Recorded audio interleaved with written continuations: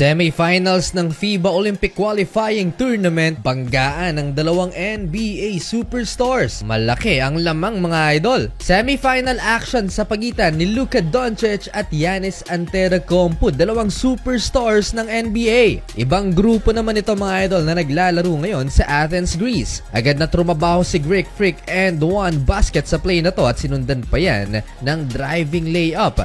Naghabol kagad ng 13 points ang Slovenia, nagmintis pa ng dalawang free throws itong si Luka Doncic bago niya naipasok ang kanyang first field goal. 3 minuto na magsimula ang laban. Hindi magandang senyales ito para sa team ni Luka Doncic, 32-14. Malaki ang dapat habulin ng Slovenia.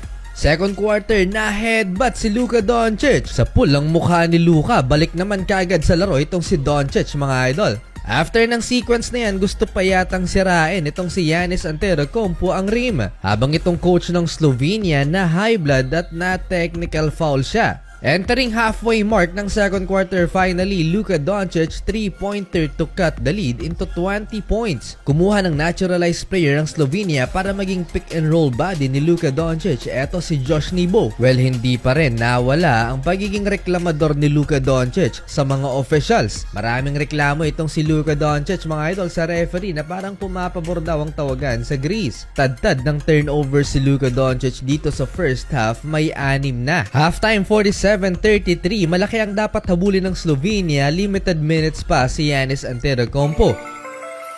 Third quarter, nagulangan ni Luka Doncic itong si Giannis Antetokounmpo, nakabingwit ng foul. Nabigla doon si Greek Freak sa ginawa ni Luka, sabay tawa naman ang superstar ng Slovenia. Nakapagpahinga ng mas mahabang oras si Giannis Antetokounmpo dahil sa laki ng lamang ng Greece, habang itong si Luka Doncic 10 minutes na naglaro dito lamang sa third quarter. Tinapos ni Luka Doncic ang third quarter sa isang step back 3-pointer, 66-60, 16 points pa rin ang lamang ng Greece.